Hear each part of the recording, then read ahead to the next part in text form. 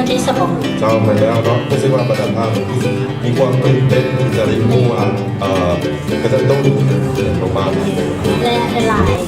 คนคือจะมีป้ายที่ว่าแอบซิมแอบเสียในใจเรา จ่ายได้ไหมแล้วเขาจะมีคนแอบเสียแล้วได้จ่ายเลยเสียมากนี่หมดเลยผมเลยเจ้าก่อนอื่นโมดเขาจะขอเชิญทานอาจารย์รัตนศาอาราลีขึ้นมากล่าวเปิดงานนี้ก่อนเนาะถ้าขอเชิญท่านอาจารย์เลย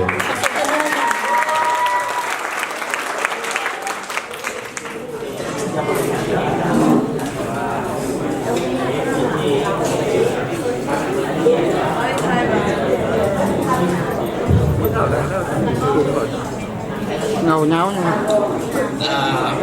สบายดีคณะกรรมการนับถือหักแพงมายั้งบรรดาทานอาจารย์และนักศึกษาที่เข้าร่วมข้าพเจ้าอาจารย์รัตนประสาอานาลีหัวหน้าภาควิชานิเทศศาสตร์ข้าพเจ้าอันแนมไปข้างหลังนะโอ้มื้อนี้ดีใจหลายที่มีนักศึกษาเขามาร่วมนะดีใจหลายที่สามารถเปิดการโต้วาทีของมื้อนี้ได้นะระหว่างนักศึกษาภาควิชานิเทศศาสตร์กับนักศึกษาภาควิชาบริหารธุรกิจข้าพเจ้าอยากบอกว่าเป็นอย่างข้าพเจ้าถึงอยากจะเปิดนิเทศศาสตร์เกิดการโต้วาทีขึ้นมาเพราะว่าอยากจะนังทั้งภาควิชานิเทศศาสตร์นี้ไม่มีนโยบาย